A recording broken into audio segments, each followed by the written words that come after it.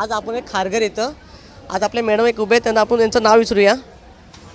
माझं नाव लीना अर्जुन गरड, प्रभाग क्रमांक 5B महाविकास आघाडीच्या वतीने मी उभी आहे. माझ्या पॅनलच्या सर्व उमेदवारांना प्रचंड मताने विजयी करा. माझी निशाणी आहे मशाल. आम्ही 4 उमेदवार आहोत, चौघांची निशाणी मशालच आहे.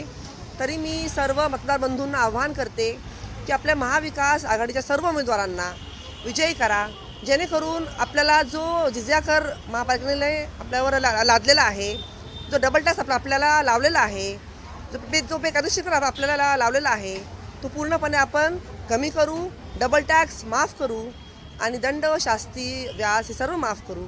आणि जेणेकरून एक प्रश्न असून पाण्याचा खूप मोठा प्रश्न आहे. तुम्ही समजा उद्या नगरसेवक झालं तर पहिलं काय काम करणार तुम्ही? आपल्या पनवेलमध्ये सर्वात ज्वलंत प्रश्न पाणी आहे.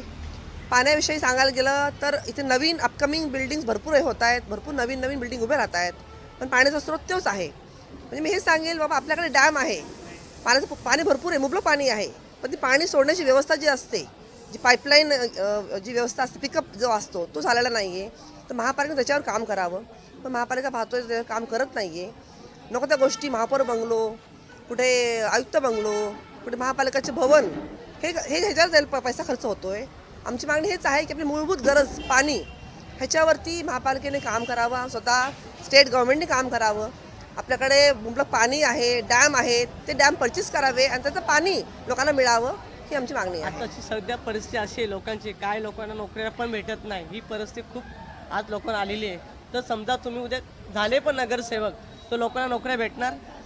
आपल्याकडे नवीन इंटरनॅशनल एअरपोर्ट हे आलेलं आहे नवी मुंबईमध्ये, आणि त्या एअरपोर्टपाशी आपल्याला व्यवसाय करण्याची, नोकऱ्यांची भरपूर संधी आहे.